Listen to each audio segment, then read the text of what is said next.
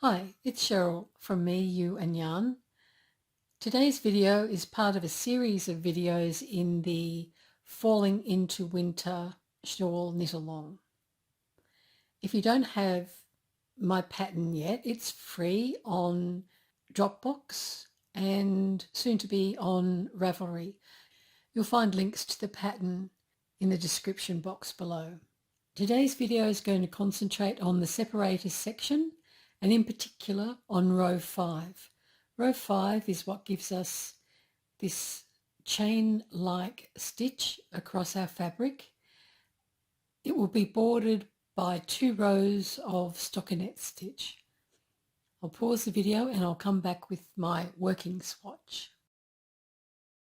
So I've got my starting swatch here. I do encourage you to use scrap yarn to practice anything that's new to you in the pattern.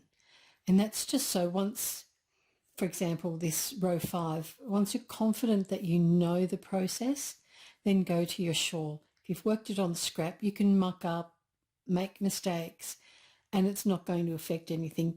But when you're doing it for the first time on your whole shawl and you've got 100, 200 stitches on the needle, it's just more of a headache to learn something new on such a large piece of fabric. So let's get started with row 5. I'm going to knit my 2 border stitches.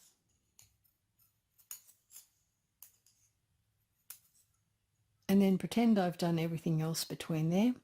Come up to the brackets. The instructions say to knit 1 stitch. So far, so good. Then we repeat from the asterisk to the next marker. The first instruction after the asterisk is to knit 1. And then we're going to twist the stitches. So when we finish twisting the stitches, the second to last stitch from the right hand needle will be on my left hand needle, and the last stitch on the right hand needle will still be on that needle. Okay, I made that sound a lot more complicated than it really is. So we come under the front of the second to last stitch on the right hand needle. Now hold on to your seats. If you haven't done cables before this way, it might freak you out. We're going to push those off the needle. So we've got the second to last stitch is on our left hand needle and the last stitch is just floating around. So we go around, pick it up and put it on the right hand needle. And then we knit. So after we twist, that was our twist, we knit the next stitch. So that wasn't so bad. And then we repeat from the asterisk.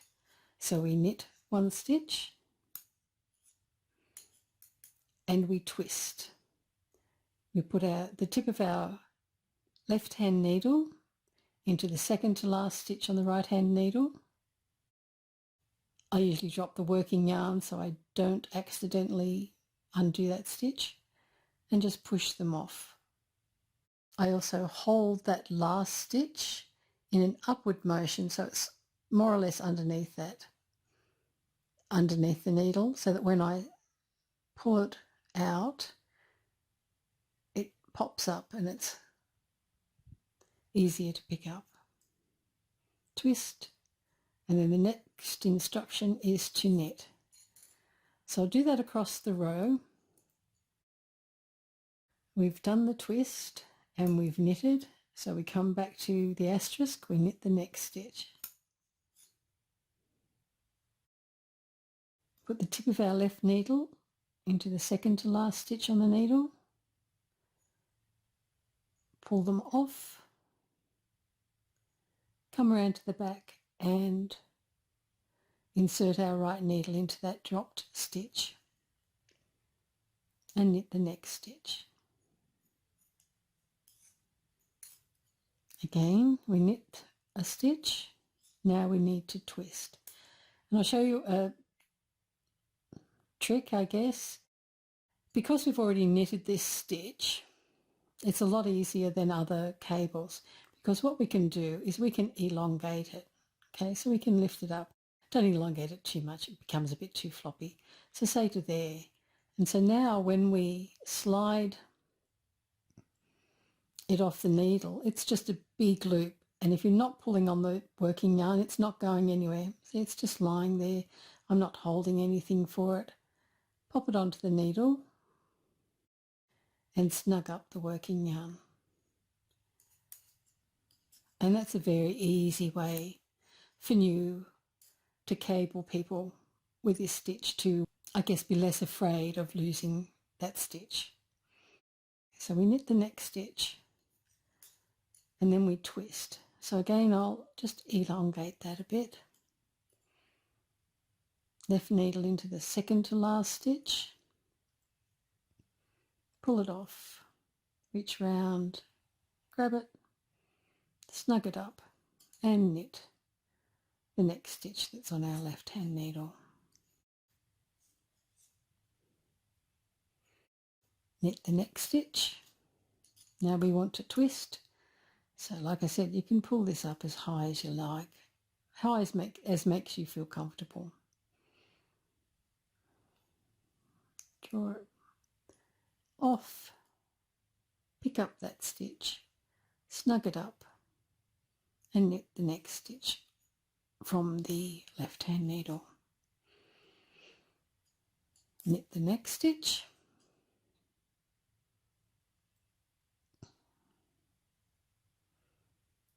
push it off, reach around the back, put it back on your right hand needle and knit the next stitch. And one final time for this row. Knit the next stitch, elongate it if you want,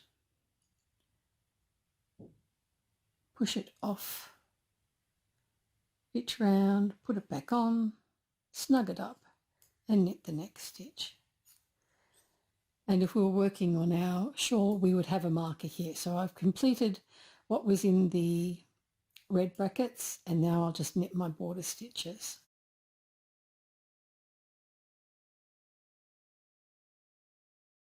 And you can see we've got the chains underneath here. Now if you also notice in the instructions I said to work on the tips of the main needles or to switch to a smaller working needle.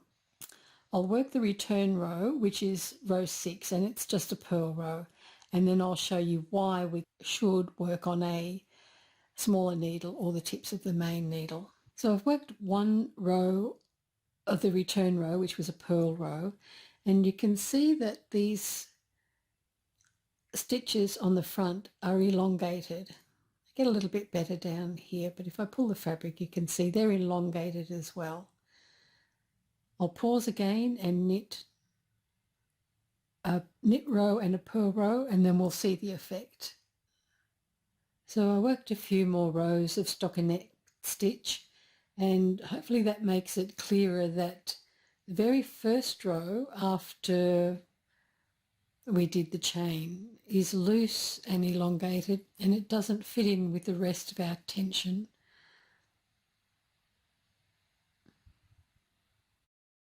And that's why in the pattern instructions it says to work on the tips of the main needles or to switch to a smaller working needle. I'll demonstrate now working on the tips of the needle. I don't like doing this, but a lot of people do, and especially sock knitters work quite close to the tips of the needle. So we knit our 2 edge stitches. Our instructions say to knit 1. Now we're at the asterisk, so we knit the next stitch and then we turn. So this is where we'll start. And we do it exactly the same. We put the tip of our left needle into the front of the second to last stitch on the right hand needle, push them off, grab it, Snug it up while we're still on the tips, turn it round and knit the next stitch on the tips as well.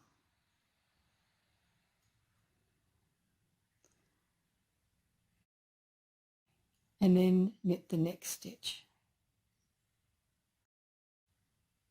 And then we twist again. So we need to be up on the tips of our needle. I really don't like this method. Slip it out, pick up our twist stitch and knit that on the tips of the needle. And we do that all the way along.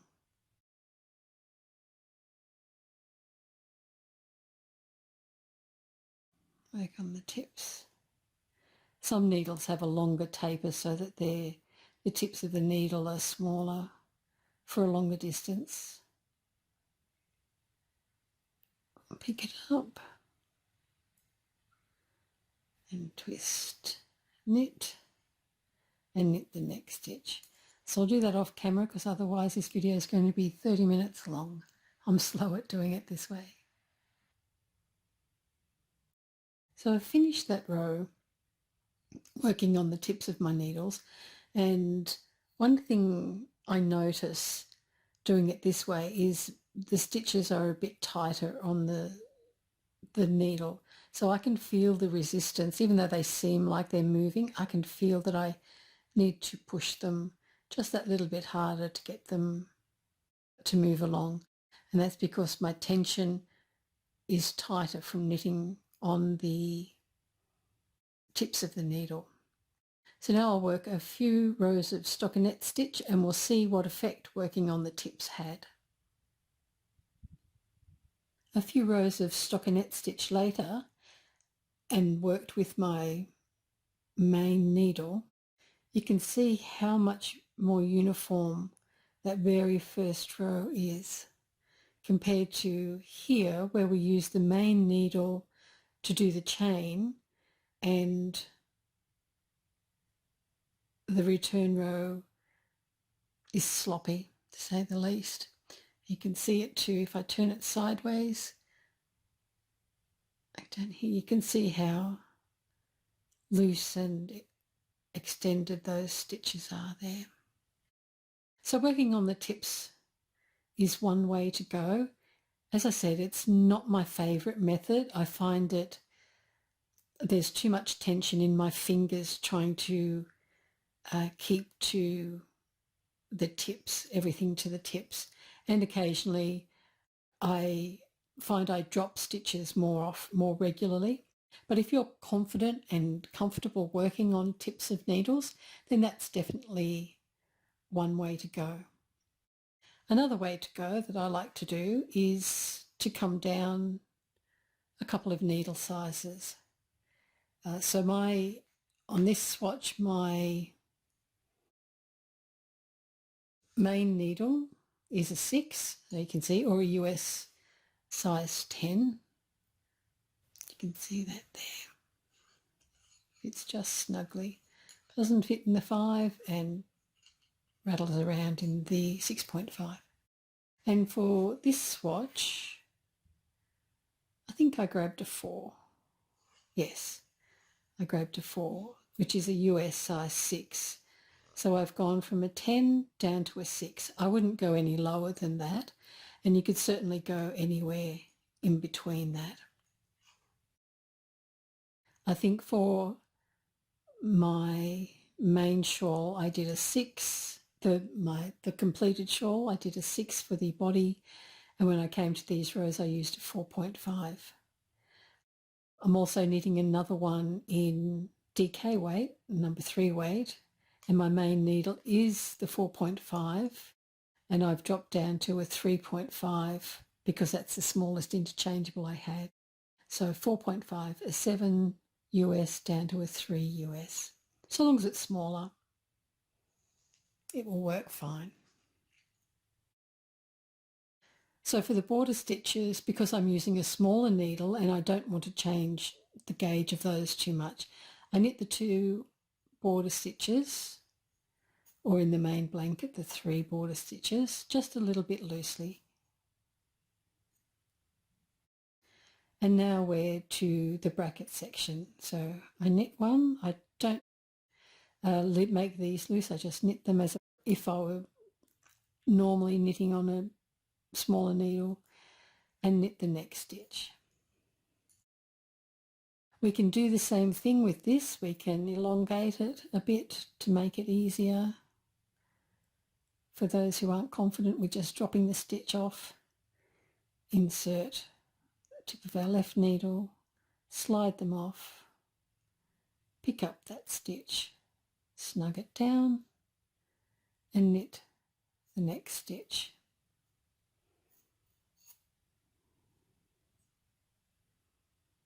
And we knit one and twist. We slide it off. You can hold it underneath so it doesn't slide down too far. Snug it up and knit. And knit the next stitch.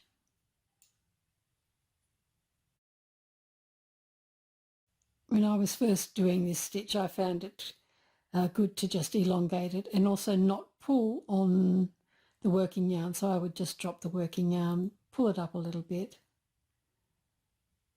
and then when it slides off, there's no drama. You can just come round, slide the right needle into it, snug it up, and knit the next stitch. One thing I will mention is when you've got your skein of yarn, if you're working from the centre or wherever, if there's tension here, so you know you need to draw out some more yarn, I'll have to fudge it for this one. So say it was like this. The coming from the ball of yarn puts tension here, and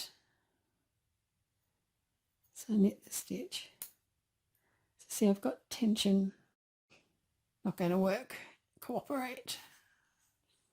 So I've got tension there. Normally I would pull out some more, but if I don't, then with my manipulations here, when I pull it off, see the tension here can undo the stitch, make it difficult to get your needle in there.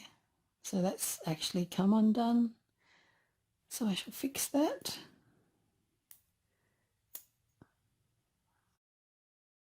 Putting it on correctly and knitting it. So yeah, so just making sure you've got a bit of slack in your yarn when you're doing the twist section. So now there's lots of slack. Nothing's going to happen when I pull it off.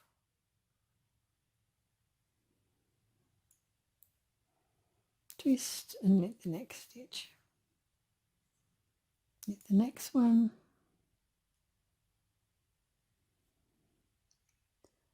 Slip them off, pick it up and knit. Knit the next stitch. And like I said, you can, if you're not comfortable just dropping it off, you can elongate that stitch a bit so that when you push it off, it's a big stitch, it's not going anywhere. Slip your right needle into it and then snug it back down. I said that's different to most cables. Most cables are unworked and it's easier to lose them. So, okay, so I've lost my place since talking. Did I knit the next stitch, or is this the knit back here? And that happens often. So how do you know which part you're up to? Well, if this chain stitch comes right to the front stitch, you know that all you've done is you've twisted and knit one. So you need to come back here and knit the next stitch. If I was here and didn't know where I was, I can look at my work and see that the chain stitch is in the stitch before the one on the needle. And so I know that I've knit this and now I need to twist them. But again, sometimes if you've got lots of stitches scrunched up, you're not quite sure what's going on. So just unknit the last stitch on your right hand needle. So just put my needle there, and I can see these two stitches are separated. They're not twisted at all. So I know that I did the knit one here, and I need to twist. So I did the knit one, and now I would need to twist. And say I was here and I couldn't tell where I was. I'd do the same thing. I'd undo the last stitch, and you can see that it's twisted in front. So that was my twist and my knit. And so I need to knit one and then twist again.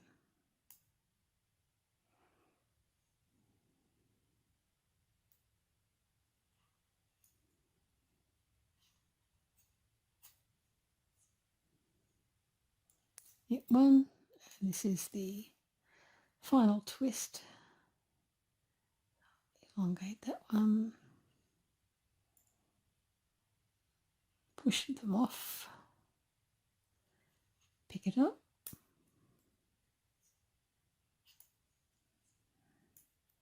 And knit my border stitches.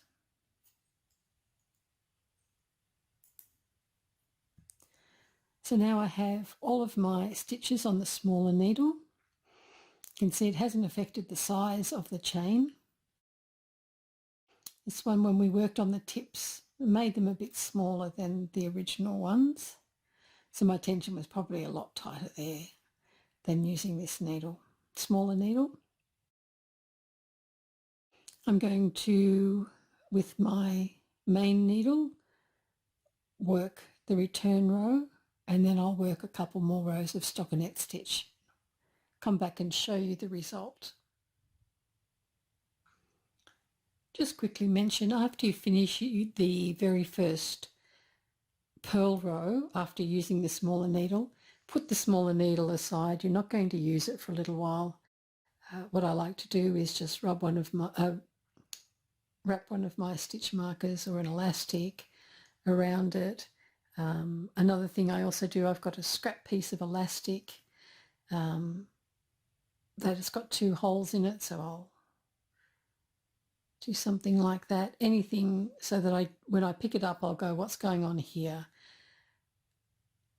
And I know not to use this needle. Put it aside and then continue with your main needles.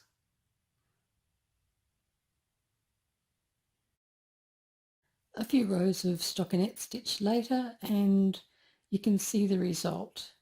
It's not quite as good as I usually do it. So for me, out of the 3 rows that we did, using the same size needle and working on the shaft of the needle was the worst.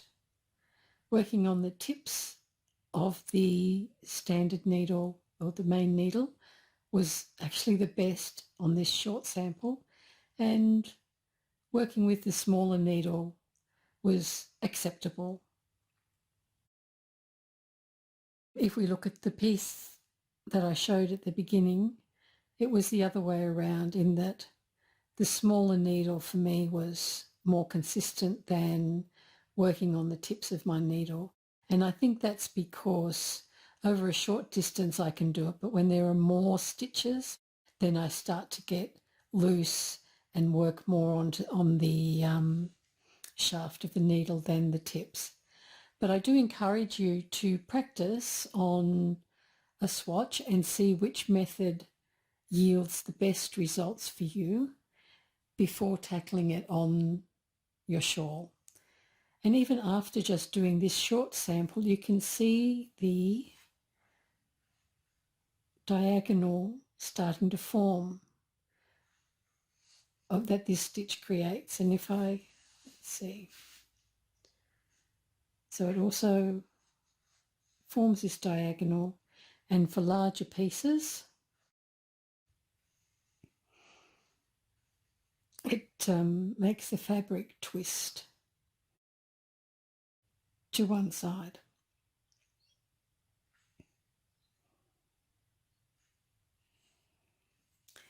Now, if after all of the practice you've given it the good old college try and it's just not for you, this chain stitch, two suitable alternatives, well, there are probably lots and lots, but two easy ones are just to use a garter stitch as the border. So pretend that this is the pattern you've just worked and this is the pattern below it. Then having a section of stockinette stitch in between is perfectly fine, and it breaks up the sections well. Another alternative is to replace row 5 with just a purl row, and the effect of that would be that row 4 is a purl row, row 5 is a purl row, row 6 is a purl row.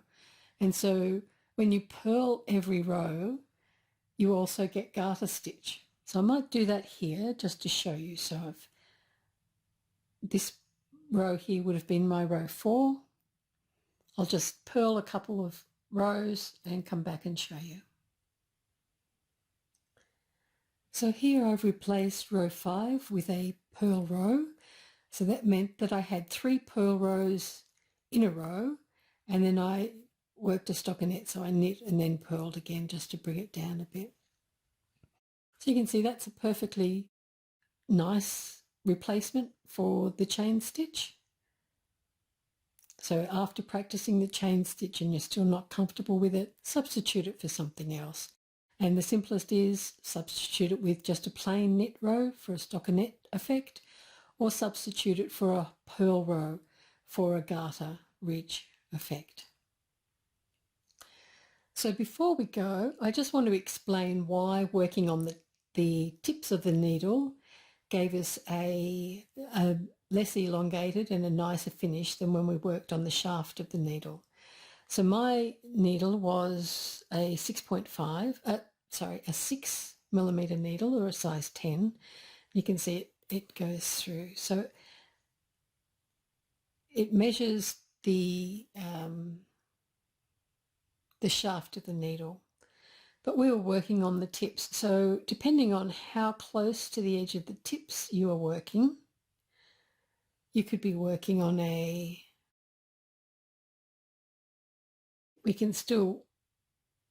it's not 6mm, it's 5.5mm. Or if we're working here, it's 5mm. Now, if we're working this close to the edge of the tips, we're working on a 4.5mm needle. And here, we're working on a 4mm needle. Down to a 3.75 if we're working this close. And gosh, you could keep going. If you're really, really good, you could be working here. I wouldn't recommend it, but I'm sure some people do. And that's a 3.25. So depending on how close to the tip you're working, you can change a 6mm needle or a 6mm stitch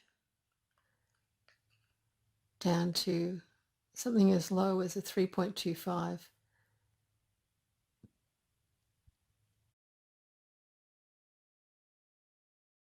So I hope that helps you understand why working on the tips is better than working on the full needle, and it has a similar effect to working on a smaller needle. I use a smaller needle because it's easier. So that's it for this tutorial. I encourage you to try each of the methods to find out which one works best for you and your tension and your style. I forgot to say bye for now, so bye for now. See you in the next video.